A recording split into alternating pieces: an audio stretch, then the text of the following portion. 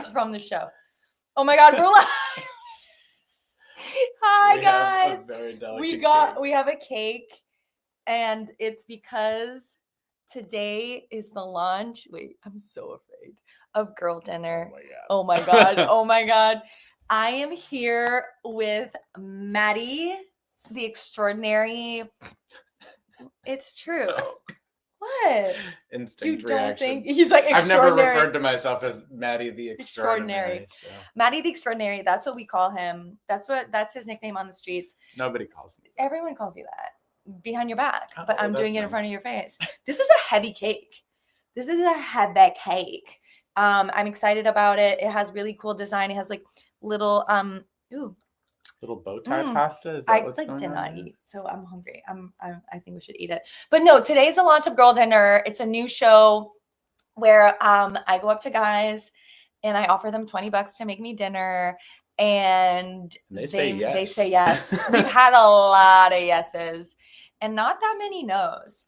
And today, okay, when you launch a new show, often you'll like shoot for a while and then you'll be like, oh, this episode will go first, because we are putting these out like chronologically, because the first person we asked said yes. And as you'll watch, because we're going to do like a little watch party while we eat cake, he happens to just be like a really famous rock star. And he's the coolest. And so he ends up making me dinner. Okay, well, I'm not going to give it away. Okay, but we need like a knife. Do you want me to go get a fork? Or should we just eat it? Like, I'm okay. out of Can the you cake go game, get? but... Okay, can you go get spoons? A spoon? And I think there's like plastic plates. Spoons and a knife. Anyway, how's everyone doing? Welcome to our stream. I hope everyone's having a fun Friday. I've been told that Fridays are like a bad day to do this because apparently people aren't online. Am I the only person? Oh my God, Renee Stubbs. What's up, Renee? Yeah, Fridays I feel like are I don't know, it's when I want to like hang out because the week is done and you know things are just like we're like getting ready. We're like pre-gaming for the weekend, and that's why I thought Fridays would be fun, but you have to tell me if it's like a bad time because we could always change it. So what else is going on? Oh my God. Jean says I am here. Hi, Jean. Tommy literally just listened to the podcast intro for Girl Dinner and now we're here. Yay, Tommy. Tommy, I wish everyone was here and could taste what we're about to taste. It looks like a really weird picnic. And you also don't know anything where things are in your house. I know. I just am like, oh my God, should we? You're just going straight in. Do we have good photos of it before we eat it? Maybe. Okay.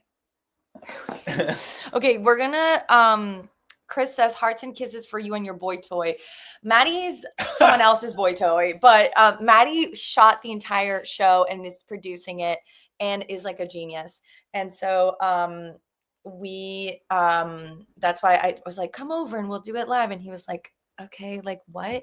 Because Maddie's not usually on camera, but shouldn't he be more on camera? Like, isn't this incredible?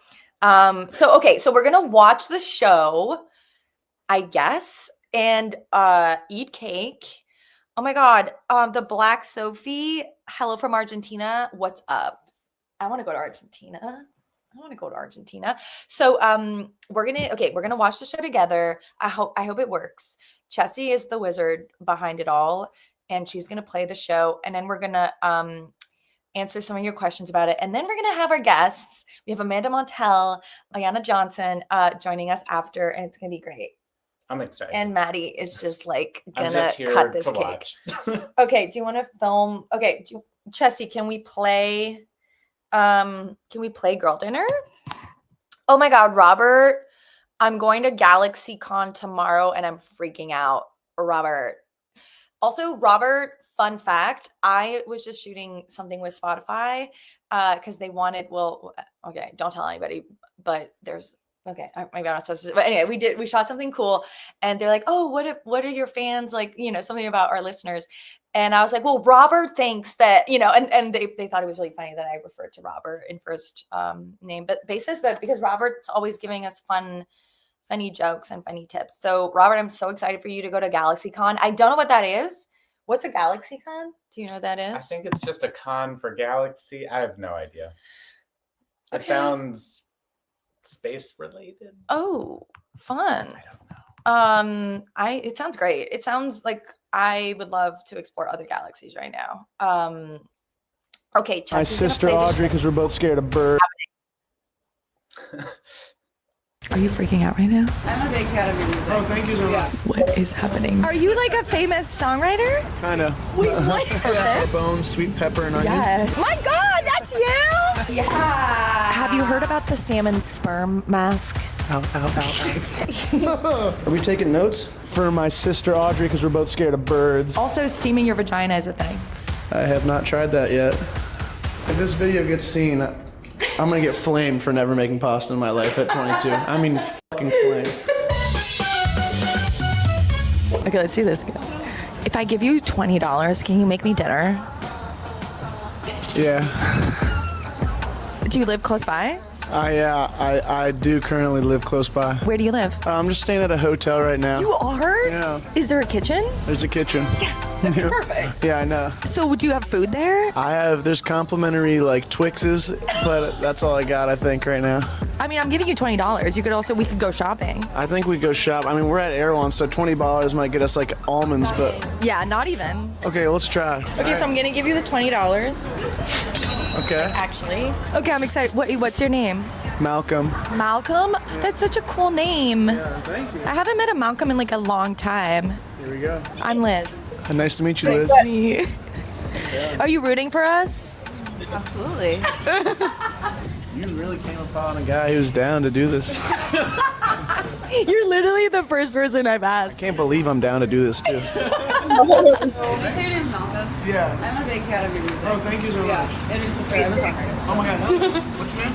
Ellie. Ellie. Okay, sick. Nice to meet you. Wait, are you like a famous songwriter? Kinda. Wait, what?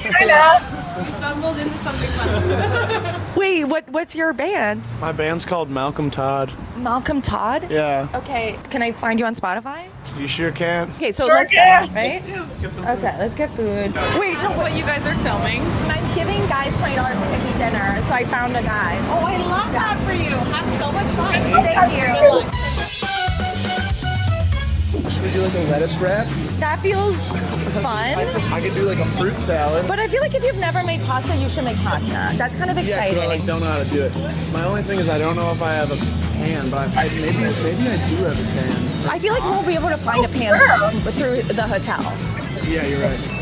Oh, it's only $4.99. Okay, we're Let's good. get some tomato sauce. Noah, do you dig Okay. that? Yeah, let's do that. So $9 on sale. Okay, perfect. Bones, sweet pepper, and onion. Yes. Does that sound good? That sounds great. Not bad. Oh, have you had this pumpkin spice? It sounds disgusting, but it's so good. Yeah, It's so good. Okay, so this is under $20. Oh my God, it is under $20. You have $1 left. We did it. Get ready with me to get into a strange man's car. Whoa, is that like your guitar? My guitar. Are you gonna play guitar for me? We'll see though. We're going to a small low-budget hotel called the Chateau Marmont. If I go on Spotify, I'll find you. That's right. Well, when I put Malcolm, the first thing that pops up is you. Wow. Oh my God, that's you! That's crazy! TikTok. Oh my God, you're such a big deal. What? I don't know. I love that even though you're a big deal, you're like, yeah, let's come over to my house. I'll make you dinner. I'm free. I'm not a big deal. Wow, so when you made this song, did you know it was gonna like blow up? You know, I try not to think about if it's gonna blow up or not. I just try to like make myself happy with the song and let it be what it's supposed to be. So I definitely really liked it and was like, wow, I really like this. That means possibly other people might really like it, but I didn't go straight to like virality or whatever. And then you always made music? Yeah, I started making music when I was like a senior in high school.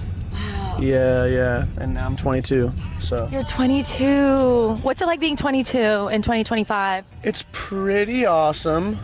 I like being 22, and I like living in 2025. You know, there's definitely some effed up stuff, but you know, there's so many opportunities, and I feel like a very lucky guy. How did you know who you were? I have a really great family and very supportive parents, supportive siblings, and I think like they very much so instilled a lot of confidence in me. Do you have sisters? I bet you have sisters. I could tell. I have two sisters. Whoa. I have two sisters and a brother. Are you in between the two sisters? I have a twin sister. What? And I have an older sister who actually is also a sick musician. Whoa. Her name's Audrey Hobart, and she's a beast. Oh my God. Very talented family. She's the most talented person ever. Can we keep our shoes on? Yeah, you keep your shoes on. Okay, great. Wow. What are you doing right now? You're looking for a pan? We're gonna need to secure this pan, or else it's gonna be like Cracker Jack, like. We could make something with this. Oh wow, these are free? Yeah. Well, that's tough, because then they're not even like $8, right? Where you're like, oh, I'm not gonna eat this Twix because it's insane. They're literally free. This is so nice. Okay, well, we're ready to go, we just don't have a pan. Okay, so should you call the front desk and be like, hey, I'm a big deal, send me a pan? I need to make pasta. Do you guys have like a pot I could use to like cook in the kitchen? Are you freaking out right now? What is happening? How long do you think it takes? Just like best guess. To cook pasta, 20 minutes? That's a little long. 20 will be like, it'll be soggy. But Shit. cut that in half and you're... We're at 10. Yeah, 10 minutes, like 8 to 9 minutes. 8 to But 9. it's a chickpea pasta, so it's like a little different. Thank you so much. No problem, Gum, Maddie. Maddie? For sure. That's the last time I'm gonna ask you. 5, 6, 7, 8. Bow. Oh my God, cool. Wait, I'll take a photo of you guys. Okay, cool. Yeah, this is cool. That was good. Wait. Cute. Okay, so while we wait for the pan, so when was your last relationship? And why did it end? Oh my gosh. Sorry. It was a couple months ago, and it ended because, you know, my career and being 22 and traveling so much and just wanting to be the best partner and feeling like I couldn't do that. But definitely there was nothing but love. Like, it was just more of a having to focus on myself and my job that takes a lot of, you know, time and energy and stuff like that. So it was a bummer. But maybe in the future. 100%, yeah. That's why you end things before you become a bad partner, because it leaves the window open in case it's supposed to happen. Are those pots and pans? Sounds like it. Sounds like pots and pans. Coming. Thank you so much. Yeah, you Thank too. you. Oh wow, a pot and a pan. Thank you. So you gotta ask for what you want. Now we cook. Okay, so you've never made pasta, so this is like a big deal for you. Do you know what to do? I feel like I'm gonna if this video gets seen, I'm gonna get flamed for never making pasta in my life at 22. I mean, fucking flamed. I should be flamed too. It's just like, I could have said I made it once or something and it would still, but I said, and it's like, I don't think I ever have. I'm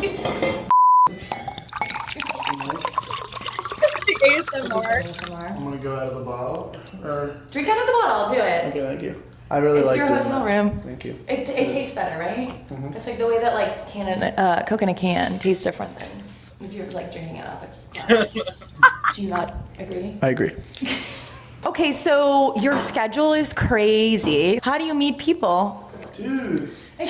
Try to just like keep my head held high and walking around, and if I meet someone, I meet someone, and I don't know. I'm not big on like forcing things. Yeah. Just kind of keeping my head on a swivel, and if you see something nice or you catch a spark, you just try to follow it and be a good guy. Okay. Whoa. Okay. Okay. Now we just fire it up, right? I'm not trying to burn down this hotel. Wait, let me just Yeah, wait. let's get a test going here. Hold on. Okay, off. This is the oven, are we talking about? So this is Yeah, why is it? on. Oh yeah. Let's try this one. But gas on, you know, like that's something we want to do. Gas on, but like it says on there too. Hey, we're trying to turn the oven on. Do we need someone to come up there? Or is okay? Thank you. They're coming. What % of our guests do you think actually use the oven? Not a lot. Zero. We're the first. You're a pioneer. You're a pasta pioneer. Pasta pioneer. Yeah, can that be like my title? Can you put that like, can you like make that a whole thing? I'm the pasta pioneer. Hey guys, what's going on? It's me, your favorite pasta pioneer, Malcolm Todd, and today we will be pioneering pasta. Yay! So isn't he so talented? Me? What about Yes. Malcolm? He's pioneering pasta. That's true. He's a But talented king. that was Maddie's shots and editing, and we are spaghetti people. We've been very Vocal about that. I think. vocal about that. We've been very public. We want others to feel safe coming out as spaghetti people, and so if you are a spaghetti person, definitely do it. Drop an SP spaghetti person in the chat. Funny is that SP in the manifestation community is special person. Like your SP means your significant in the manifestation community, the scientific one where we imagine things and then they happen. Your SP means like they'll often be like your SP's on the way, or like if you're thinking about your SP, it's like that special person that's going to come into your life. But for us, it's just spaghetti person, which can also be manifested. Spaghetti. We should should we manifest spaghetti? I think we already did, but we do it often. We can always do it. We find spaghetti wherever we go. So far, we've been really lucky. We just are team SP. Oh my God, Patty Yorko says he's an SP, or she, or they. Monaco Zans. It's like The Office. Oh my God, cute. I like The Office. That's sweet. Also, oh my God, like Matthew Hussey was on our live. Hi, Matthew, if you're still there.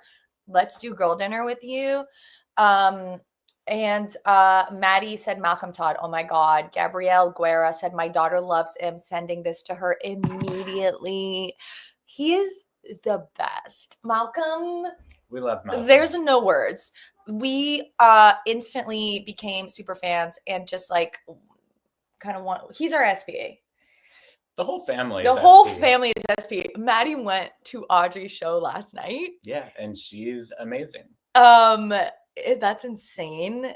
Like that's a quick turnaround from like not knowing. You didn't know who she was. No, this is how I found out. He said his sister was his favorite musician. Yes. And then I was like, okay. And then I played the album nonstop, and now I'm going to her shows by myself. Do you have a video? Can you show us a video from the show? I can't. Robert says, I love spaghetti with meatballs. Right? Like, who says classic. no to that? Amanda says in Scientology, it's a suppressive person who's like a threat to the church. Well, that's why we don't really. Can we be anti-Scientology? I don't like Scientology. Oh no, you can be anti-Scientology. Okay. I think it's a safe space. They've really taken our spaghetti people thing and moved it in a wrong direction. That I don't support. Are Scientologists known for liking spaghetti? I hope no. They're anti-SP because that's a suppressive person, and we don't. I thought they're anti-spaghetti. I was like, one more reason. Yeah. Not to join Scientology. We needed it. That's true. Oh my God. Well, okay. If there are any Scientologists on the chat, comment.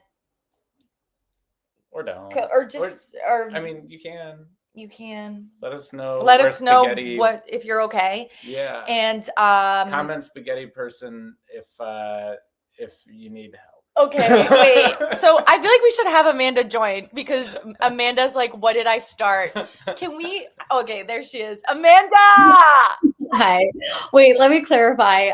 We were just saying other things that SP stands for. And in Scientology and in NXIVM, SP means suppressive person who's like an enemy to the organization. And you're supposed to cut those people out of your life. That's all I was saying. Wait, so suppressive person is someone who suppresses like the magic of Scientology. Like they like. Sure, we'll put it that way. It's someone who like poses a threat to you energetically. And it's an enemy of the church. Enemy of the church. Okay. Well, I'm sad about that. Maybe we'll just always say the full spaghetti person. Like I mean, I think you should reclaim SP to mean yeah, spaghetti. let's reclaim it. it. Okay, that's so funny. So everybody who's just joining us, Amanda Montell is a big fan favorite of the Boy Problems feed.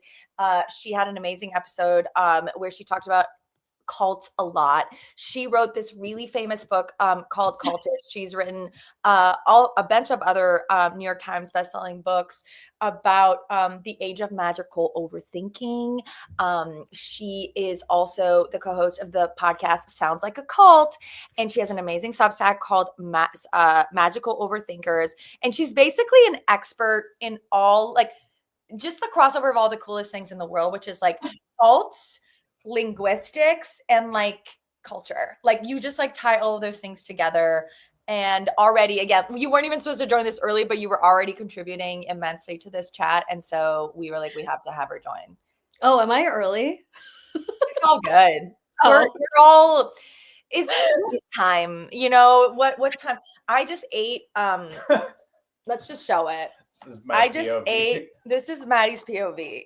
I just ate that Maddie did not have a single bite because I've been on a shoot all morning, and we were supposed to have time before this started and it didn't happen. And so time doesn't exist. I didn't eat this in 5 minutes. It doesn't mean time doesn't What exist. is surprising color for a cake? Like, I feel like I've never seen a minty green interior of a cake. It's a funfetti. Yeah, there's a lot of. I wish you could have some. Oh, Sam. Yeah. I did once. Isn't there like some, I don't know if this is like verified, but wasn't there some study that like blue plates make you eat less? Oh, yes. No, totally. So my weird background is in behavioral economics. Like, I took a turn when I was doing my degree, and those were some of the things we were like researching, is like ways to design environments so that people make healthier choices. And blue, people for some reason associate it with like mold. That's actually like Yeah. science. Yeah. That And makes sense. yes, and you can change people's decisions based on like where the food is. So if they like whatever, there was this like big study where I think it was the Shell canteen or whatever, or they call it canteen in the UK, and they designed like the salad, like the healthier options, to be at eye level instead of lower down. And so people literally like chose healthier meals, not because they were being like coaxed into it, but just because like it was easier, you know? Yeah. And so it's fascinating. It's so fascinating, the things you can do to like. I don't think I've ever, well, yeah, I guess if someone put a seafoam green cake in front of me, I immediately, like, no offense, I low-key did not want to eat that when I saw it. Oh my God, really? I would want to eat it if it were pink. Well, I feel like any half-eaten cake that's Yes. just stabbed. So it could have been that. I'm like, not. I don't think anyone's gonna want it now. But we had a cake because we were celebrating the first episode of our show called Girl Dinner, where I pay guys $20 to make me dinner. Oh. And I was like, we need Amanda to help us understand the meaning of the term girl dinner. Like, like what are your thoughts about, because first, okay, it came, the history of the word is from Olivia Marr, who is Ilona Marr's sister. She coined the term on TikTok, and basically that like slices of cake and pickles was like a girl dinner. Do you have a perfect girl dinner? What would be your go-to girl dinner? Ooh. Well, despite my complicated thoughts and feelings about this particular turn of phrase, I do use it in my personal life, and I am a big fan of what it represents. Okay. I love a random. I recently paid like $300 for like a custom like pottery. What am I saying? A custom ceramic plate that's like a snack plate from this artist on well, I found him on Instagram. He goes by like Frankie Ceramics, and he makes like little like labeled snack plates that are like girl dinner size. So like for me, it's like cornichon pickles, like a little bit of like toasted baguette. This is like me at my best. Me at my worst, it's like 3 stale Swedish fish and like a string cheese. Wow. I mean, that is actually like, that feels like the original girl dinner. Like if you like go back in archaeology, like anthropology, be like the first girl dinner ever discovered. If you get out your like archaeological brushes and picks, you do it big, you'll find the remnants of a stale, sour gummy.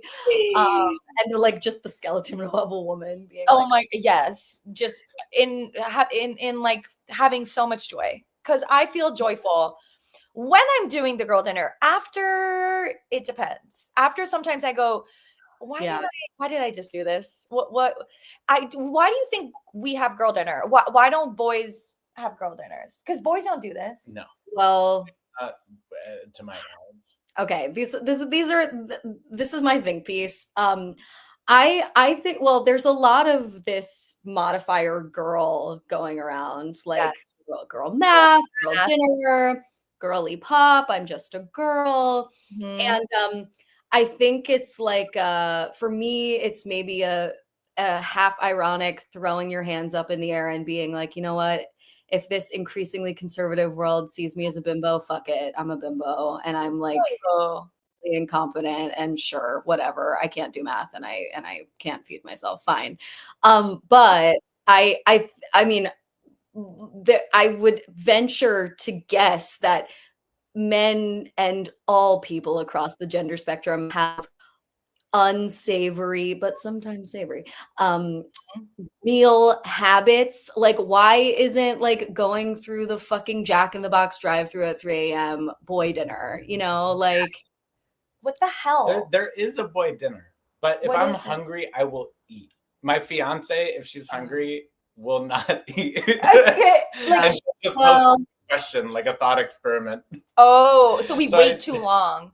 Yeah. Oh, for sure. I mean, I think I think there's I don't know if you've heard, but there's like shame around food for women. I don't know if that's like heard of that. Never heard of it. I feel like breaking news. I would like to change that, but it's okay. We can take. Wait, what's the shaming men about soup? What's that? I've seen some anti-men can't eat soup. Oh, I've seen that.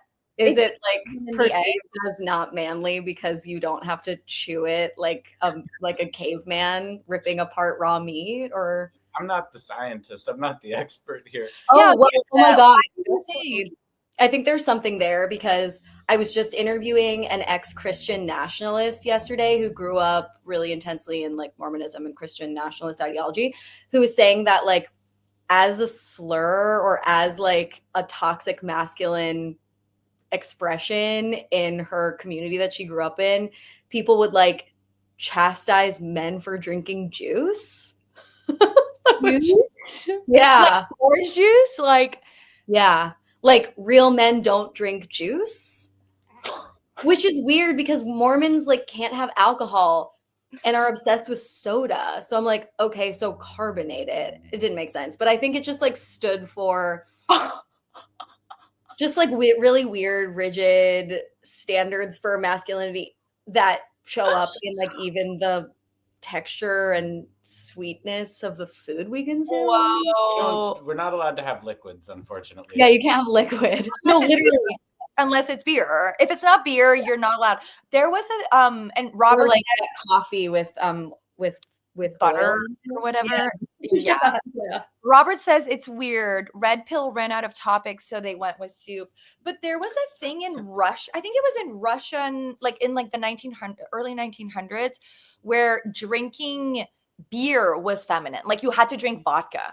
Like drinking vodka meant you were a man, and then if you didn't drink if you drank any other form of alcohol and like knocked yourself out with it, it was like feminine, which is like. Oh my God, I know. All these things are so fucking arbitrary. But I think there's also something with girl dinner that has to do with like being too busy and like women, you know, like are, especially I think of like moms who, I don't know, are like busy feeding everyone else. And so then when it comes time to feed themselves, it's like deprioritized and they're just like, just give me like one of my kids' applesauces and like a fucking half a pretzel. Haha, girl dinner. Right. Well, some people were even saying, there was commentary about it where some people were like, this is disordered eating. Like you are making like, cause I know, I think it was like a little TikTok discoursey, but they were like, 4 pretzels and a Diet Coke is like not a dinner. And it's like, well, we know it's just. Totally. I don't think it necessarily has to always do with an eating disorder. I mean, where's the line between disordered eating and eating disorder? I mean, for me, like my worst girl dinner behaviors have definitely been a result of like toxic productivity culture, like deprioritizing dinner because I was like working. 100%. And I think women do wait longer because you're also like, oh, I'll make myself something healthy, or like I'll, and then you don't. Okay, so Tyler. And by the way, this is just an American thing. Like you will not find an Italian. Okay, that's not a good example because they have like weird body standards there. But like you will not. Like, I don't think French people have girl dinner. No, like that would be atrocious. Like the meal is sacred. The meal is sacred, and food is sacred. Like where the food comes from, when you have it, how you have it. Whereas here, it's just like shove it in. Who cares? Which is too bad because I feel like they're the perfect place for girl dinner. Like the example of the pickles and the baguette. I was thinking like, a French cafe, like a charming, picnic. Totally. Oh my God. Okay, so this is the other thing is that like I don't like portion sizes for just like a grab and go thing in the US sometimes feel like a little intimidating to me. And when I travel, I find that like portion sizes feel a little bit more manageable. And so I'm more likely to feed myself better because I'm like, oh, here's like a reasonably sized, like healthy little sandwich. I don't know. Probably everything I'm saying is so problematic right now. You're actually pointing out something that I've never thought of, but that's 100% true. It's like, I think it is also very American. And please, okay, people are leaving comments. Tyler says BRB getting applesauce. Liz says they call her almond mom. We can talk about almond moms. Yeah. Maccabi says the crumbs from their plate because we give up. Italians have girl dinner. It's a little different though. Okay. I feel like I believe that. I totally believe that. Applesauce is an act of resistance because it's the juice soup combination. If you could... Yeah, it's non-binary. Wait, but like, I'm obsessed with the soup thing. So are there foods we can talk about the ick. Like, what is okay? Because also the ick connects to having a boyfriend is embarrassing, which is like a whole conversation right now. Yeah. Like, why don't men get the ick? Like, why do only women get it? What is like going on there? I never even thought about that. That kind of blew my mind. I did like do get the ick, but they just don't. Never has a man like propagated a viral language trend. You're like so right. Wait. Like I'm sure men are having all kinds of little thoughts, but they're not like cleverly coining and spreading them. I am obsessed with this. This is so true. I'm trying to think. You're right. Like so many are girl math, girl dinner, girl, because it's just is it because women are just more inclined to, first of all, be talented at linguistics, like nature and nurture, like all of it, but also like social group stuff. Like you're right. Why don't men start more trends? Well, yeah, I mean, like the most marginalized groups have always been the authors of what's cool. And yeah, I mean, linguists have long since described young urban women as our linguistic innovators. And if you want to know what language is going to sound like in 5 years, just listen to like a young woman of color. And there are like theories as to why this is. And yes, maybe it's like less inhibition when it comes to expressing themselves. Maybe, it's more inclinations toward more social connection, or it might be because,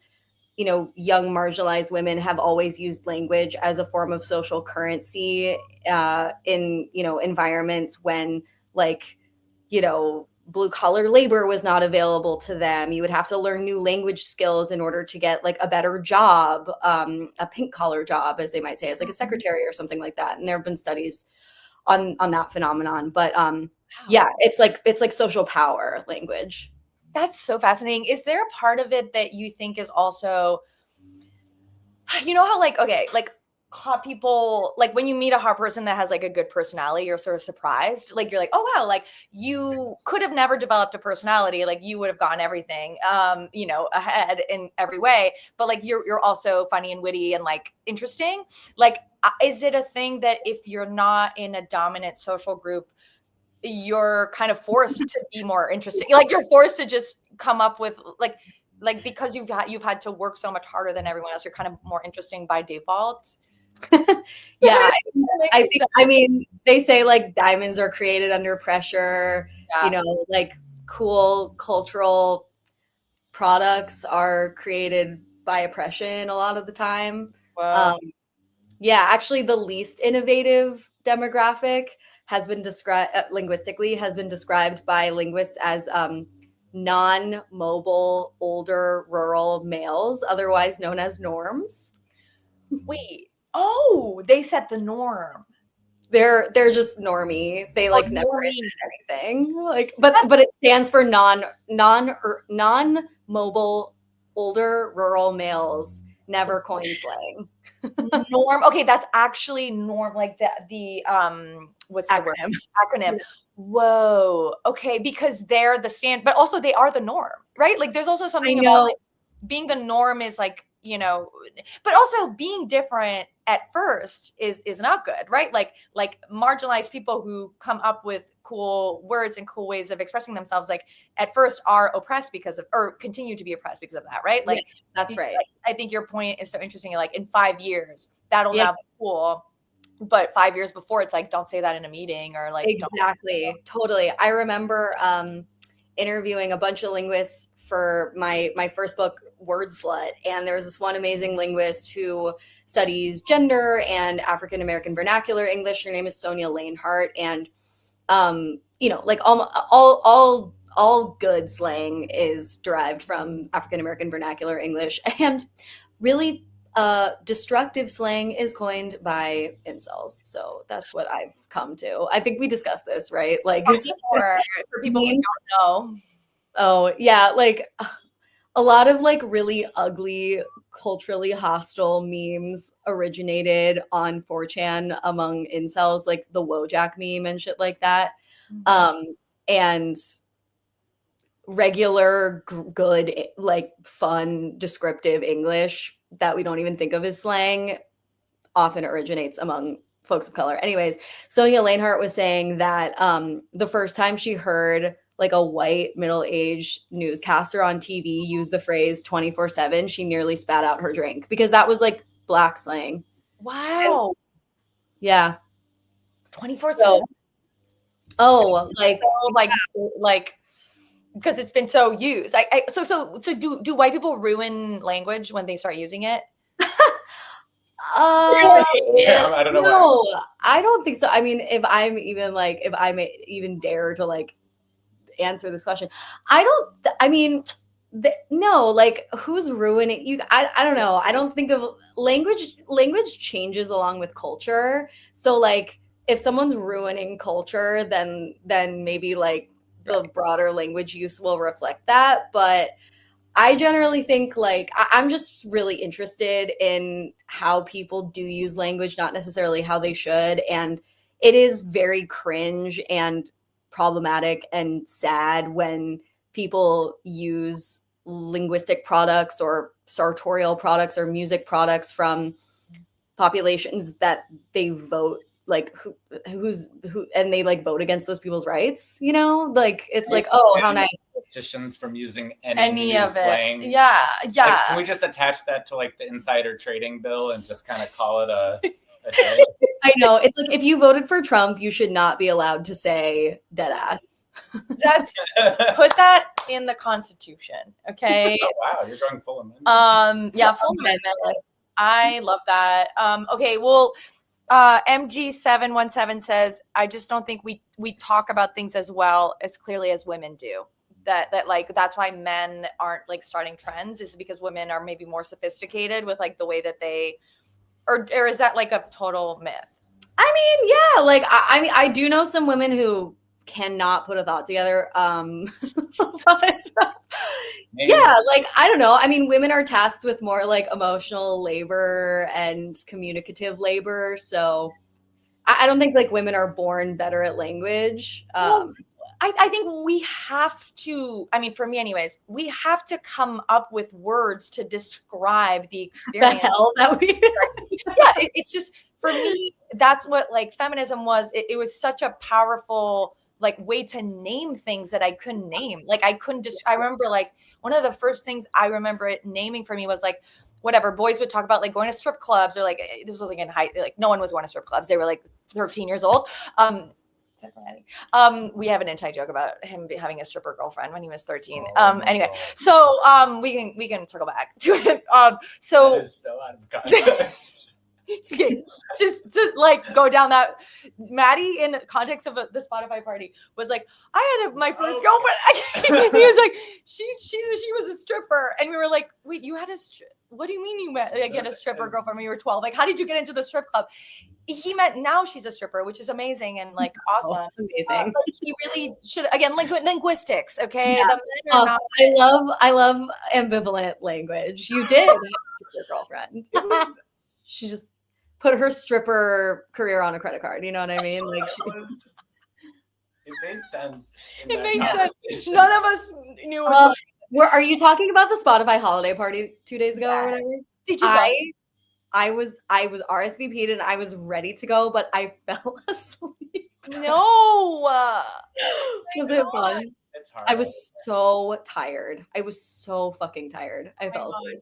It was it was really fun. I'm not gonna lie. Spotify knows how to throw a party. I know. Last year was lit. I simply crashed on the couch. I mean, the sun sets at 3. Like I don't expect anyone to go anywhere after 3. I'm amazed you showed up.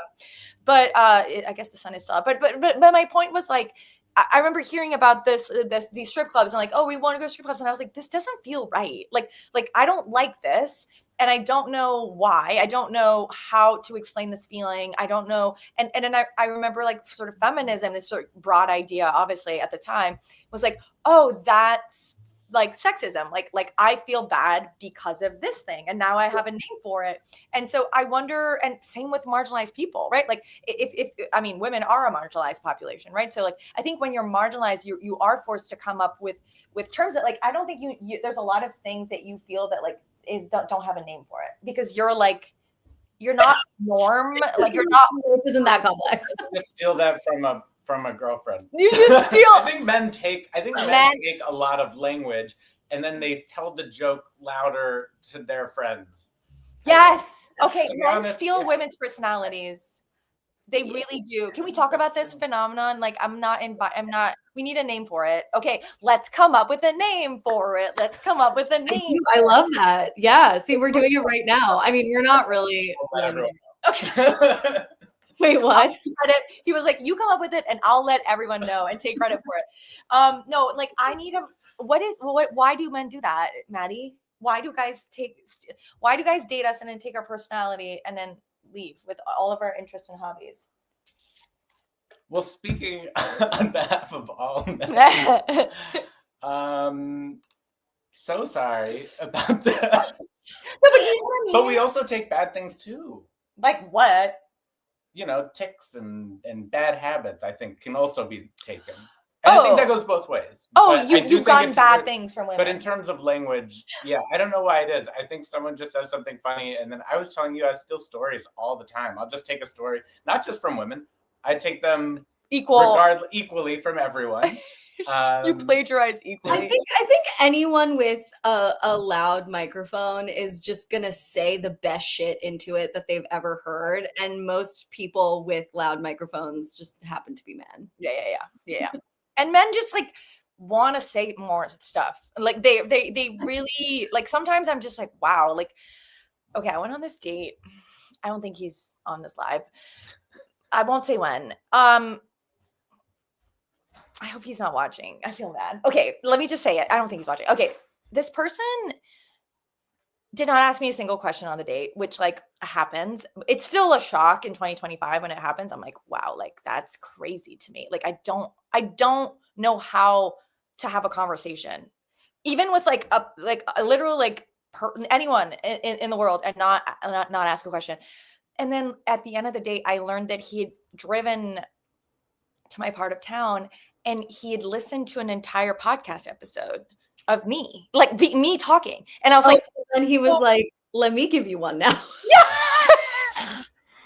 And it just blew my mind, because it's one thing if it's like, okay, you're just really into yourself, like you don't really care, but it's like, clearly you do care. You want to hear, you're interested in what I think, but you don't ask me. I don't know, it just blows my mind. I think there was some kind of weird parasocial thing showing up in real life where he had like he felt like he had just heard you talk a lot. And so now he was like, my turn. My turn. Way too long. Yeah, that was a tough one. Oh my God. Soraya Chamali, you two together. Soraya's on our chat. Oh my God, hi. BLN says, Amanda Montell, I love your book, World Slut. Robert says we should call it girl appropriation. I kind of don't hate it, but it makes it sound like the women did it. Let's look at portmanteau. I'm partial to a portmanteau. I feel like, you know, like a combination of two words, like brunch or frenemy. I feel like this would be ripe for a portmanteau. Oh, I like that. Okay, so a combination of like woman or girl, whatever, since this is girl dinner. And but it's bro. It's like bro appropriation. But yeah, like maybe it's abropriation. Abropriation. I like it. Wait. I'm upset. Put it on the board. Let's make a cake. Appropriation is so good. It's like, stop using my culture. Like, that's what the performative male is doing. He's just using our culture, and he's not. I mean, some of them actually do. They're not performative. But like, what are your thoughts about the performative male, Amanda? Like this kind of guy who appropriates. Yeah. Appropriates feminist culture or just female culture in general, right? Like, and then uses it as a costume. Like, we're not like, our culture's not a costume. Oh God. Oh. Do you know any? No, I am randomly, despite all of my like misandrist soapboxing, I am surrounded by like some really good boys. That's because you're a misandrist. That's the no, 100%. Women have to be like, if you are not a man hater, but like we're joking here, but like it's I'm really not. You're gonna date the best guy. You're gonna have the best men around you. Yeah, I really do. Like they really listen to me. Yeah, as they should. I do not. I know. Say again. You have a small cult. Yes, a small. Well, I do. Oh my gosh, I do like. I am newly married, and my and I thank you. And my now husband, and I'm still getting used to that word, as Liz knows. We do have a lot. He has a lot of single male friends still, and I love these boys so much. Like, they're single for not for fucked up reasons. They're single for like really sweet reasons. But like, I'm like, sweet reason. What's like if you could just send numbers, email, just a quick couple of profile. Yeah. I love a sweet, unavailable man. They are available. I think they're just like dating quite like precisely. And with this is gonna sound like all Christian. It's not this way, but they're like dating with intentionality. That sounds like a Christian dog whistle. It's not. Yeah. Marriage. Like, kind of, yeah. Like they just want to like lock it down. Wait, where are these men? Like, send them. I feel like they're a little short for you, Liz. Oh, right. Yeah, I'm too tall. I'm not too tall. I'm just, is like, it's hard because I don't mind short, but it's just, it becomes weird if they're shorter than me. Like, for them too. Yeah, I am surrounded by short people because it's easier to hear them. Yeah. I'm just like, can't hear you. Because I'm 5'1". But Yes, I'm like Wendy, and those are my lost boys, and I like to have them all around me, and I like to tell them stories, and I've like shaped them in my image like a cult. Okay, that is very cult-like. Yes. Outside in the rain, and I preached. Yeah. I have. I've like brainwashed this little flock of boys into being like such good boys. It's I weird. love that. Wait, so what makes a man good? What like what's the defining characteristic that they all have? That's a beautiful question. They're like really soft and they're not mad about it. Like when I'm with them, I just feel like I'm talking to a girl. Oh, Like in a really good way, but they're hot. Like they're still hot, you know? yeah. Well, they're like a person. I think there are some people who are like, that's a man, and like that's Yeah. like No, like they're people first. And I don't think they seem I don't think they seem feminine. I like obviously don't have a cogent description for like these feelings, but they're like, We need to come up with it. yes, you're right. But Sorry, they term. Okay, guys, I what? don't know. They're just I guess they're really authentic. Like they don't seem to be like performing their masculinity as a reaction to like insecurity or trauma or whatever. Like they're just like vibing as a human being. And like I don't feel afraid of like saying what I really think around them, and they're funny. Yeah. Have really appreciative laughs. That's you, Maddie. It is like you're describing Maddie. Oh, Like I don't feel like I'm around a man. Like I like no, but I mean it in a positive yeah. way. And Like, when I do interact with men like that, it's like really shocking. no, it's so nice. It's actually like so disarming. And like after this one date, actually, like he was such a man. Like he had, he's just like man. And I was so drained after. Like, and actually, like two friends walked by, two separate friends, and I had these tiny little interactions, and it felt like I was like drinking water, after being like just like fighting for my life in the desert. Like it takes, because I think guys who are very, I don't know, what do you want, armored, if we can come up with a term, like, and guys know, men like this. Like, this is not just women me like hate guys who are, it's just it's an armored kind of guy, who's very protected and like trying to like, there's a, it's so basic now to like say it, but like a lack of vulnerability, right? Like it's not a performance. I don't think they realize it's a performance, but it just feels, hard. Like it's just not easy. It looks exhausting. It looks exhausting for them. It's exhausting for everyone. Yeah. Yeah. And I don't know. I'm glad not to be surrounded by people like that, or by that more like performative feminist man. God. I know those people exist, but like thank God. I think maybe are those people kind of dumb? I don't know. I've been thinking about this a lot in the last 24 hours. Like, because I think a lot about sexism and racism and like homophobia and like all these like isms. And it's like, okay, why are people like so, sexist? Why are so many men, joining these cults? And like, why is this happening? Why is that? And it's like, I don't know, yesterday just dawned on me is like, is everyone, are they just stupid? Like, is it just like sexist is kind of just being dumb? Like, you're just like, oh, you just don't get it. Like racism too. Like, it's just these like, maybe it's not that deep. I mean, maybe I know. I'm sure often it is. I'm sure it's a mix of things. But I think, yeah, like sometimes maybe people like are just rocking a low IQ. yeah. And again, like they've been manipulated and right, like they've been sort of, they maybe don't have as much access to certain information, and so it's just the worst take that I've ever said. I don't know what got into me today. No, it's really okay. Perfect timing. Saved by the like, what am I coming into? Hello, Ayana. Wait, do you guys know each other, Amanda and Ayana? No. Hi. What? Oh my God, you literally just walked in on like the worst thing I've ever said. So. I'm just like, maybe performatively feminist males are just stupid. But like Ayana, okay, first of all, Ayana's an incredible, she is. There's like totally a climate analog here with like fake climate deniers. Yes. For sure. No, because so Ayana does all kinds of climate work. She is, she has the job that like we all wanted to have when we were 9-year-old girls, which is a marine biologist.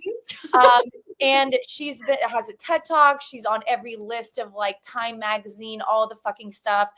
You're like so smart and so sweet and so intelligent and just like such a good cultural critic. Oh, so, thank God you're coming in.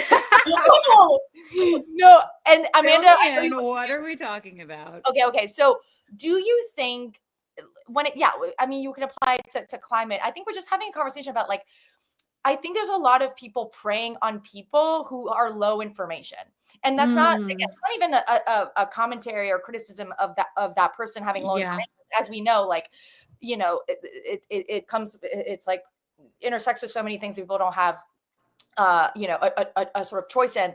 But do you think that low information is sort of like meeting misinformation in this moment in such a dangerous way, which is something I encounter all the time, right? Yeah. Of course, like it's easy to not connect the dots if you don't like have awareness of what even all the dots are. Exactly. And sometimes information, I mean, this is why like science communicators like you and so many of the people that I admire are so critical right now, because there is a lot of really good information out there that's just a little bit impenetrable, and boring and boring and sort of so boring behind like a paywall and in our, you know, algorithmically driven society, no one's gonna sign up for a JSTOR account when like Joe Rogan is screaming at you. So I really hope everyone watching this right now knows what JSTOR is. Oh my God, JSTOR nerds unite. Do you know what JSTOR is? Maddie's a videographer. He shouldn't. From women. It's like where you get all your archival scientific journal articles. It's so fun. No, there was a study after 2016 election that showed that, again, people were trying to, and this is not to say that like forces like sexism and racism and homophobia, like all those things have such a hand. One of my favorite analyses of 2016 was that men who Googled things about having a small penis were more likely, like 5 times more likely to vote for Donald Trump. Do you ever go on that website, Spurious Correlations? No. Ooh, that sounds very fun. Oh, it's so on it, so we can watch it while Amanda describes. It's amazing. The Spurious Correlations will like find these amazing, I mean, it's exactly what it sounds like. It'll find these like amazing connections where it'll be like, there is like a freakily aligned correlation between like people named Brett and like times it hailed really hard in Minnesota. I don't know. That's actually air pollution in San Diego apparently correlates with popularity of the first name Kirk. There you go. Okay. Wait, so there's that. Like the universe, like astrology is real because like all these things, or it's total like coincidence. Master's degrees in education awarded coincides with Google searches for Gangnam Style. So that's what I was talking about. It's like there are these like hilarious. Everyone just stopped getting masters in education in like 2014, apparently. Right. I think that's. I mean, we can try to find cause and effect in it, but it's a correlation. Right. It's called a correlation for a reason. But they're delightful. I could stay for like 6 hours on this website. Oh my God, I am so excited. I have a new place to waste all of my time on. Yeah. No, but I think the small penis searches are not a coincidence. I think that's okay. Also, we've just learned that Hitler had a micro penis, according to DNA. That was big news that like maybe didn't get enough attention. I don't feel like it got enough attention. Yeah, what's that about? What cover up is that? Have you never heard of these? No, the Hitler micro penis. I was like, is this a conspiracy theory? Because it might be my favorite one. Oh yeah, I went on a micro penis technically. Yeah. How long is a micro penis? Can it even be classified as length? Okay. Oh, it's less than 2.95 inches, apparently. 2.5. Ooh, yeah, that's tough. 2.9. Well, Hitler watch us like lose all the algorithm is like, whoop, downplaying this live, but he had there was because humor was used a lot, or I like really love the history of like using humor to like dismantle fascism. Okay, Chessie, you keep sending me the links, but can you put them on the live? Okay. Chessie says he most likely suffered from a rare genetic condition called Kallman syndrome, which is that you're missing one of your testicles. One of the testicles doesn't descend. That was a really big rumor about him. And there were even like songs that were written about it. So to make like sort of emasculate him. In the time? At the time, yeah. Which I thought was really, really interesting.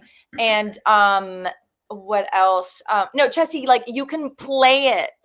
Chessie's, I'm trying to talk to Chessie. This is our first time doing this.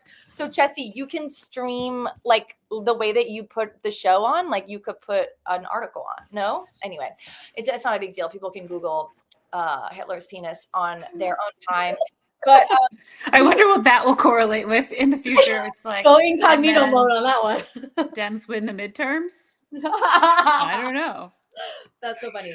Wait, hold on. I think I got here early and I've like overstayed my welcome. I think like you can go though, but you can stay or you can go. It's like we're so sweet. I like low-key have Pilates right now. Okay, go do Pilates. Have a great time. Thank you for joining us, Amanda. Great to meet you. So nice to meet you. I normally this is the perfect intro to your brain. Are they just dumb? But I think maybe it's Friday and I'm tired. We love you, Amanda. You're amazing. You're brilliant. And everyone should go subscribe to your Substack and buy all your books. Like it's literally the best investment. You won't regret it. You're such a talented writer. You're so like, I just think it's so rare to have people who can speak and like teach you stuff, but like you're fun to listen to. Thank you. Like, you're really, really, really smart friend. So I hear there's a correlation between people who buy my books and like and big penis. Weird. I don't know. Ayana, what's up, girl? I mean, that's hard to come down from. I know. We threw you in. This is like we're still experimenting with this format, so everyone can leave comments, but be nice.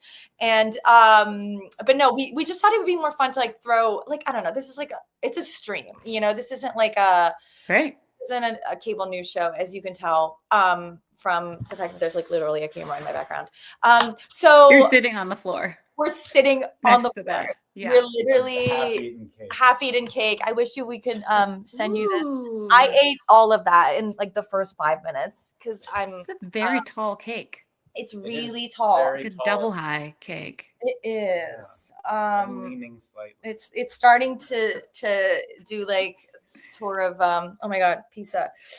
Anyway, okay, so I guess I am interested in like this low information sort of question, right? Like because we do know there's another cool statistic from the 2016 election where voters were more likely to vote for Donald Trump if they were in a news desert. Like if there wasn't local news that was located, in a certain, mile radius of where they lived. And so it really, and at the time, actually, I remember maybe I was at Vox. So I think Ezra said this, but it was sort of a thing that a lot of people at the time were saying, which was like, we're going to get to the point where it's not going to be Republican, Democrat. It's going to be high information voter and low information voter. Like that'll be the distinguishing sort of factor. Like, do you feel that way when it comes to climate? Like that people, it's actually like the most important thing that sort of determines if they're going to be a climate denier or not is sort of like access to information. No, because I don't know what the shape of the curve would be like, but I don't think that's quite the relationship because we do know that there's like a lot of people who are members of Congress who purport to be climate deniers who are actually like fully aware, but politically it's untenable for them to admit what's going on. which is perhaps the most frustrating category of like a relationship with climate, like knowing better and still like screwing everybody over by passing legislation that goes against fuel efficiency or against solar panels or takes away, tax credits for electric vehicles or whatever. It's like the number of people who are knowingly doing this, fossil fuel executives, the PR companies promoting all this stuff, like they know, and they're just doing it anyway. But then there is and then you have people, like Joe Rogan fostering like all sorts of climate denial. And even when Bernie was on, Bernie was like, it's real. And he was like, yeah, well, and then there's like glossed over it. I'm like, Bernie, this was your time to shine, So I feel like Joe Rogan is a climate denier. I didn't even think I knew.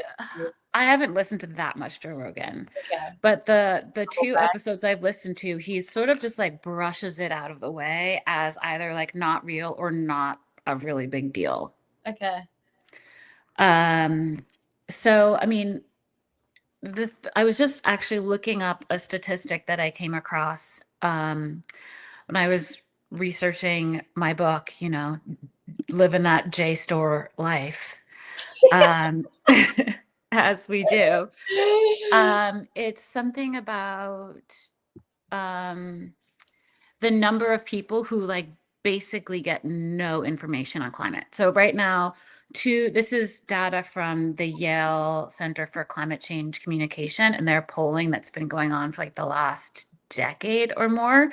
2 out of 3 Americans rarely or never hear about climate on the news or social media. Like our bubbles are so distinct that you just may not hear about it. Like Fox isn't covering it. Your favorite podcast host isn't talking about it. People don't understand how climate intersects with agriculture, with their electricity bills, with all of these things. And so people just like aren't there's like this mashup of like truly low information. Yeah. Like 2/3 of Americans are hearing about it maybe a few times a year. They're not talking about it with friends and family. And even people who do know are not really like talking about it. But we know it's like something like 10 to 20% of Americans are like full on climate deniers. Oh my gosh, that's so much. And are they like in certain parts of the US, like a certain like parts? There is a map of this. I don't know if I can pull it up that quickly, but yes. But I do think it's like a majority of people in basically every district, like congressional district in America, a majority of people get it. Okay, a majority. And so you have all these people legislating, like thinking that they maybe don't have constituents who would be behind climate action. But maybe there's like 3 or 4 congressional districts in all of America where a majority of people are like don't believe what's happening. Like it's truly like it's people who are really loud, but it's not the majority of people in America. It's like 70-something% of Americans are like, yes, this is a concern. We should do something about it. Right. We have the map. Obviously, it will be way too small. We'll figure out. I think there's a way for me to share stuff, but I'm gonna learn it on a different day. So Robert says the hurricanes unfortunately make it tangible. That's my question. Like, and Blue Check Mark says algorithms are steering our understanding. We have no idea what information each side is consuming. I definitely feel like there's, the algorithms are algorithming more than ever before. But then, I mean, being in LA, like a year ago, I mean, almost, oh my God, that's crazy. The fires and like, it's just so much. I mean, people now, it's much more tangible in the sense that like you can't get fire, like you can get house insurance. Well, I don't think a lot of people are connecting those dots between like wildfire and climate, and your ability to get insurance. Like a lot of people, because of hurricanes, can't get insurance anymore, or sea level rise and flood risk, right?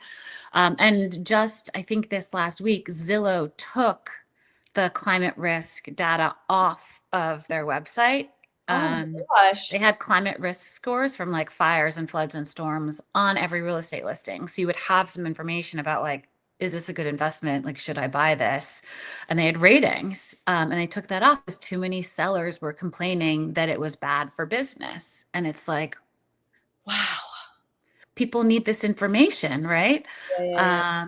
And will if you buy it, will you be able to get insurance? Right. Will your insurance rate skyrocket? And this is happening especially in Florida and California, but truly all over the country because of all sorts of different climate related risks. But like, people are not connecting those dots because the coverage of the wildfires was not about how this was this crazy combination of all these extreme rainfall events, this like atmospheric river deluges, followed by all this plant growth and then a crazy drought. So you have all this dry brush, tinder, grass. So it was like, the thing about climate change that I don't think is that appreciated is it's just everything is getting more extreme rainfall and more extreme drought, more extreme heat, and these like crazy cold snaps, like things that we're experiencing, right? So it was this confluence of things that created these climate factors that created like the perfect storm for the worst wildfires. But the news isn't explaining it that way. Did you know this? I feel like I didn't even know. I mean, And it's actually like more interesting, I Yeah. think. Because obviously there's And like it makes sense all of a sudden, right? Right. Plus all the power lines that are like not properly maintained and should be buried and all of that stuff. Plus building in places that like don't really make that much sense. Yeah, that's wild. That was not part of the news coverage. So you can't really blame people for not knowing, right? Yeah, Because yeah. you're pretty tapped in. Right. And Right. you care what's happening in LA. And Yeah. And then you have people like, the president saying like, oh, it's because of a Black lesbian being the head of, the fire station that like the entire city burned down. Meanwhile, we've like had a head of FEMA with literally zero emergency management experience. I think we're now on like our fourth head of FEMA since this administration started. So we're just totally unprepared. And I feel like there's going to be major backlash. But I feel like there's just a real opportunity for people to, like, as you were saying, like, because the hurricanes are coming, like people are realizing that it's affecting them regardless of like how informed they are. And I just hope that, when the third 100-year storm hits within 5 years, people are like, maybe these aren't 100-year storms anymore, Is there anywhere you wouldn't get a house? There are a lot of places I wouldn't get a house. Name them. I wouldn't move anywhere that's like regularly hits 100 degrees in the summer. Whoa. So like the southern half of this country, I wouldn't move. Wow. It's going to get hotter. It's too hot. Yeah. It's going to get hotter and hotter. And then there are risks with when it gets really hot, right? More than heat is the biggest killer. Is the biggest loss of human life is because of heat when our bodies just can't handle it. Obviously you want to live where places where there's water because, also there's huge parts of the country that are experiencing extended droughts. And even in the Northeast, like this was a crazy dry summer. Wells were running dry in Maine. And there's this big scandal where Poland Spring, what it means to be from Maine, TM, do you hear the jingle in your head? Is like pumping all this water while farmers' wells are running dry, so they can ship it who knows where. So and of course, all the bottles are like made from fossil fuels. So there's like a really interesting question about what does corporate responsibility look like in this moment as well. But I think I would love for people to think more about climate risks as they're deciding where to move, because the more of us who like have the opportunity to make that decision, as opposed to having to migrate after a disaster, certainly is an easier way to have this transition. I mean, something like 13 million Americans are projected to have to move because of sea level rise this century. Like, we don't have a plan for this. Like, we could have a plan for it. Like, all these things we can like adapt to address in terms of policy, community, like all levels of government. But the more there's like not just misinformation or disinformation, but like lack of information, how like it's just not rising to the top of the priorities list. There's always like something that feels more urgent, which I get. And then in terms of like low information too, I mean, you were just talking about how Zillow doesn't even have that information for people, and yet you're like, you should be looking for this information as you're looking to buy. I know. There's some like the Nature Conservancy has this information for Maine. They've like done a flood risk map. There's flood risk maps for New York City. I think it's just and FEMA has flood risk maps, but they're largely out of date by like decades. But yeah, I mean, it's really unfortunate that so much of that is put on individuals to like become Sherlock Holmes and figure this stuff out. It's wild. Is there a correlation, I forget what that website is, spurious correlation? Spurious correlation between communities of color and that climate risk? Because I was working in Miami-Dade, and a lot of the communities that were being flooded were inland, and they didn't know because of the soil. And it was all being sold to immigrant communities that were, you know, where there's language barriers or access barriers. Is that... Miami's a weird one because, well,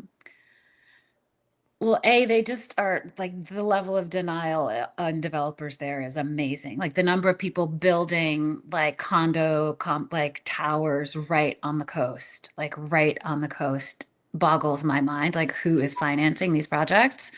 But Miami's interesting because there has historically been low income community of color sort of up the hill. And now there's like this new thing called climate gentrification, where like they're getting priced out of what was a lower income, diverse community because of sea level rise, flood risk, etc. So they were in the safe place, and now they can't afford to be or stay in the safe place. But in places like New York City, a disproportionate amount of like the low income housing, the public housing is in flood prone areas, because that's like the cheaper land, often the less desirable location. So for sure there is a lot of that risk. Like, it's all oil drilling, like houses near active oil wells. Yeah, or we did a story in New Orleans about like a super not super plastic. What's it called? Mega plastic? Microplastic? No, it's like super plastic. Like these like like oh my god, why am I losing? Is this like the manufacturing? Yes. Yeah, they like petrochemicals plants down there. Exactly. And a lot of the communities that live there are not wealthy, not white. Yeah. And it's called Cancer Alley. Yes. And that we part went of like really, you go in your eyes, you just start feeling dizzy, and it's horrible. It's a total Yeah. And now with like AI data centers, they're like ramping up, diesel to power it because they're trying to expand faster than they can build renewables. And so like these gas plants and other plants are restarting and polluting the air in these communities of color. And you're seeing, again, people's wells run dry from all the water used for data centers. So I didn't come on here to be like a downer, but no, we're gonna serious stuff. No. But I want to, and we have like 15 minutes left. I do want to end on like, because you wrote an entire book about hope, and like I want to get to that part.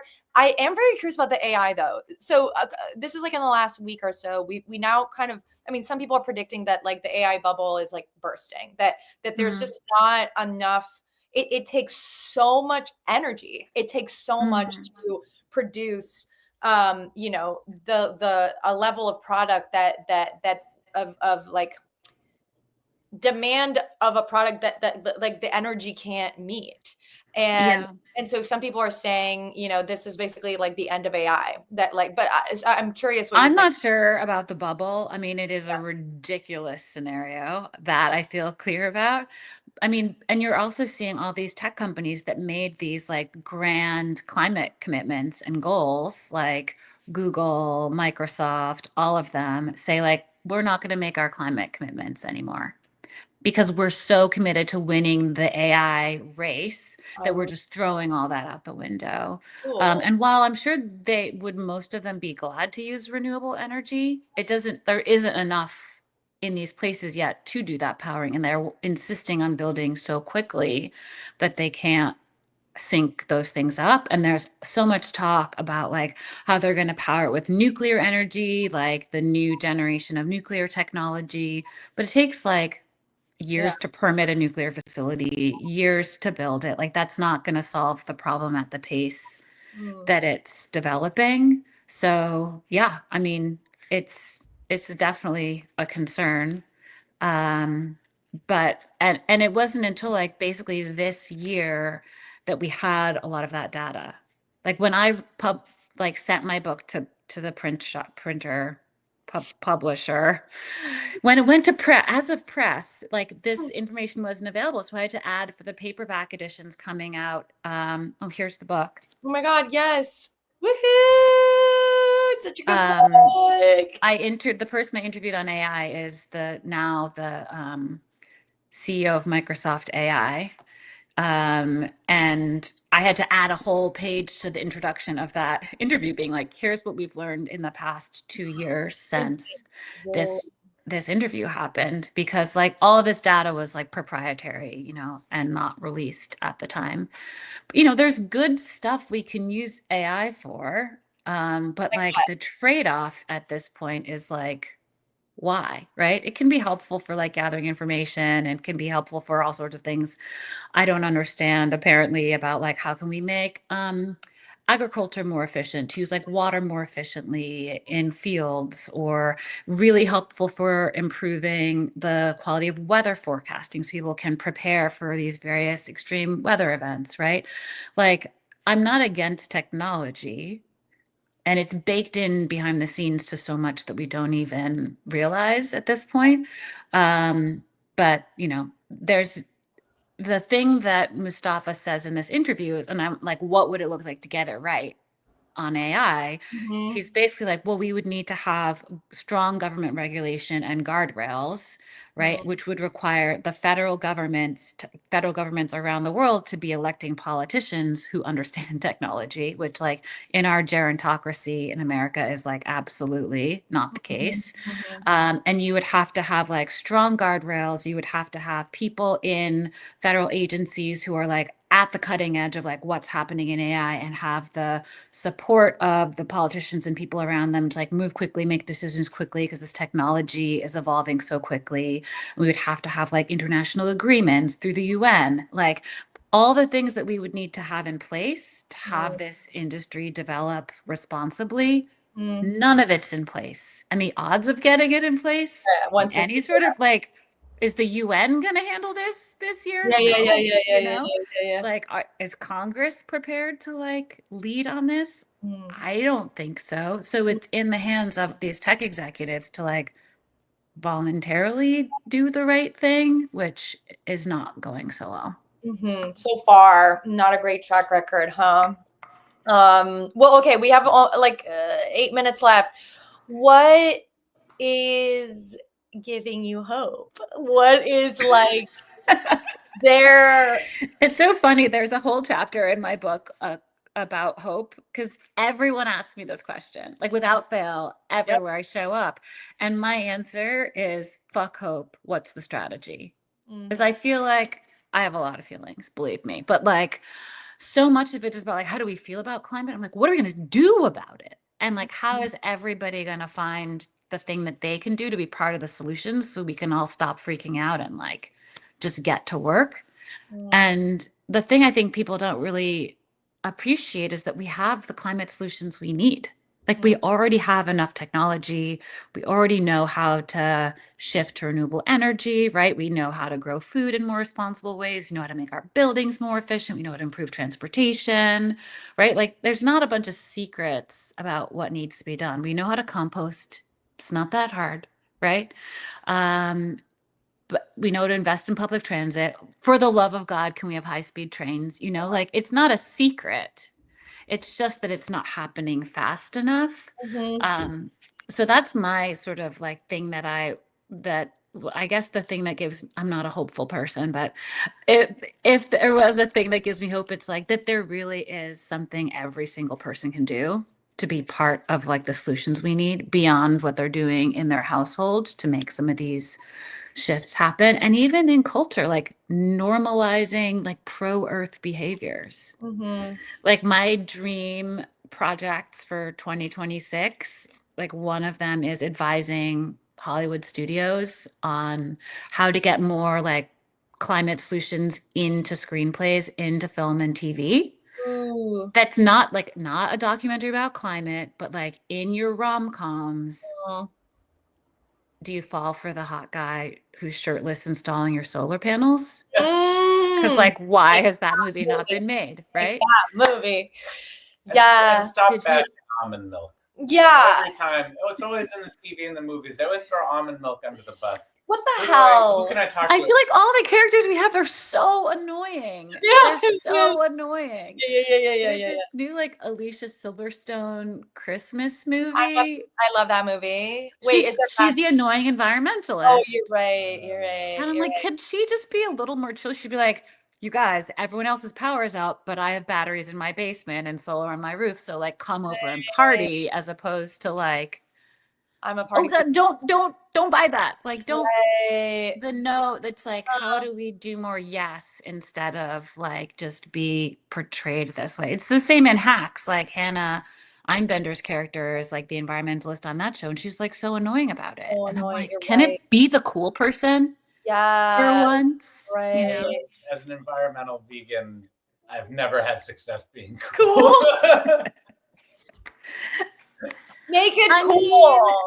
This is, yes. Whoever's listening, if you could just help us make climate solutions extremely irresistible, just sexy, crazy, sexy, cool. That I would mean, be you make it really sexy, awesome. crazy, sexy, cool. I gotta Is say. it the sweater vest? The sweater vest on? It's the 3 layers for me. There's also like a t-shirt under here. What? Like, You're really? 4 layers and I wanted to be prepared, Liz. I didn't know what I was getting into with you. No, this It's is always just amazing. like, who knows? Anything Layers. could happen. No. I mean, this is very Canadian of you. In Canada, it's like you would always, when you were in whatever teenager, you'd be like, let's put up the heat. It's really cold. And they were like, you have to wear layers. Like you had to wear layers indoors in the winters, like to save and conserve energy. So Liz, I have another book here. Oh. Aww. I was just looking if I could find your advanced reader edition from when I was on your Vox show a million years ago, you came on. 2019. Because it was in your book that I first heard about like the social science data that men are less likely to want to carry a reusable bag because it's like emasculating. And I was like, this is why we can't have nice things, because canvas bags are too girly. Soup is girly, apparently. Do we have too many? So at what point does the tote become non-sustainable because everyone gives out the tote? This is a problem. We need to stop. No one needs more tote bags. We need to just use the ones we have. Yeah. No, I think we have enough totes. We have enough totes. We have enough water bottles. Like we're good. No, I don't need another water bottle. Stop giving them out at conferences. Like every water bottle, I imagine like a hole in the side of a mountain that was mined for that metal or whatever. That's a good way to visualize it, to make a different decision there. I also visualize, I wonder if I actually have it here. This is like fully show and tell now. Oh my God. Also, Robert says, as long as we have each other, we will find a way. Oh. TBD. No. Look at us. We have each other right now. So I have this little pouch in my purse, and let me not take out anything embarrassing, but is it here? Purse. Oh my God, I think I left it in my car. What is Now it? I'm like, I think there's one in the closet. Oh my God. Can we give us a tour? Oh my God, you're wearing boots? It's like I'm obsessed. so many copies of my book. What? Oh, cute. That is such a well organized. Yeah, I'm jealous. My closet does not look like that. Okay, here we go. Yeah, my closet's like very organized. Oh. Okay. Do you know how many of these are really ugly and plastic or bamboo and bake? This is like a titanium spork. There's actually like a little knife on the side of the board. Yeah, it's. And I'm like not embarrassed to use it in public. And I've been carrying one in my purse, except when I leave it in my car, for 20 years. And so sometimes I visualize like the pile of plastic utensils that I haven't used, because every individual decision just seems like whatever. Yeah. But I can imagine that there's actually like a mountain That's of a like great way to put it. plastic forks that like is not on my head. I Mm. don't, but like, you know, these individual actions matter, but there's obviously some like bigger changes we also need to be focused on. So I also worry about people like focusing on that and like losing steam when it comes to like, are we electing climate candidates who get it on climate? Are we pushing the companies we work for and with to change their practices on like energy and procurement, etc.? So Yeah. Wow. that's my spork show and tell. I love the sport. I would add in a little cup and a little plate too. To be honest, I think we should all have our utensils. Carrying a plate? I'm just saying. Okay, maybe. Okay, not the plate, but a little stuff. I mean, I'm for it. I have a Why very would large you purse, in what so. scenario? There's too many plates in the world. Like every got it. restaurant needs a million plates. Okay. We should all just bring one. Bring your own plate. Okay. So here's what I would like. I would like all restaurants that have a for here option to be required to have for here cups, plates, and utensils. If I could like write the code. And a lot of like fast food or fast casual places don't even like have a dishwasher anymore. It's like all single use stuff. And I remember like 2 or 3 years ago, I saw this amazing video on Instagram that I've not been able to find since. So if anyone can find it, please send me the link. But it's a split screen. And on the top, it's like someone's eating lunch and they like take out a plate and make a sandwich and they like pour water in a glass and they have their utensils and everything. They like spread the mustard with a knife and then they eat it and they wash it and they put it away. And in the bottom half, it's like they're going to the forest to cut down the tree to like make the paper plate, and then they're like pulling the logs out, and then they're taking it to a factory, and there's like a pulp mill, and then there's the like making it into the plate, and then there's the shipping it to the store, and then you take it to the store and you take it home, and then you use it and then you throw it in the trash. Literally. And then you do that again and again. So like you can do it with recycled paper, or like, you know, there's better ways to do it. Yeah. But single use, like the whole concept of just using something once and throwing it away, like this disposability being okay. We're so clear on like, I remember when people were talking about like, we can't treat each other as disposable, whether it's like caring for community health in the context of a pandemic, or like giving second chances to people who screw up, you know, socially. But like, I don't know, this whole mindset of disposability is not really helping. And convenience. I mean, we go live with Priya Parker a lot, and it's this idea that convenience is more important than like connection. And so that's why people order food with an app instead of calling a store, and like there's less social friction, but that friction is like part of connection, you know. Like, oh, it's easier. So is that the number one way we're going to measure how we do everything? Like, and if we're all disconnected, how are we going to get together and solve like the greatest challenge humanity's ever faced if we're just like eating our plastic takeout alone in our apartments, you know? But they now have, some of these apps have like, you can check that you don't need utensils, or like it's the default that you don't get them, which is like, you're sending it to my house. Like I have a fork. Right. Yeah. No. Now I think they send it a lot less. Like, I think you have to like, you know, at least they've changed the default. That could be our hopeful thing. I think the mindset though, it comes from that same like denial. It's like the doomist version of the denial, where like, you think it's kind of hopeless. So you're like, whatever, I'll just do the thing. Yeah. So don't be a quitter. Don't be a That's not quitter. helpful. Well, Mona says, I just made soup from scratch with items carried in a canvas bag. And Hannah Points for Mona. says that awesome spork. Pick one thing to start. I think folks get so overwhelmed with all of the non-green shit we do and then shut down emotionally. So just start with one thing. I like that. Just for today. I would urge people to also connect the dots with politics. Like the fact that we're having like the Trump administration wants to lower fuel efficiency standards for cars or is taking away the tax credits for us to get solar or a heat pump or an induction stove in our house by the end of this month. So if you want to buy any of those things, you have until December 31st to get your tax credits. And so there's all these like things that are actually policy decisions that shape what opportunities are available for us to make the green decision, right? So like really think about like which candidates you want to go hard for in these midterms, because right now they're trying to undo the Endangered Species Act, open up offshore drilling off of California, right? Like all these, like sell off our public lands and national parks. And these things are like really hard to undo. Like, how are you going to get that land back? How are you going to unextinct that species, right?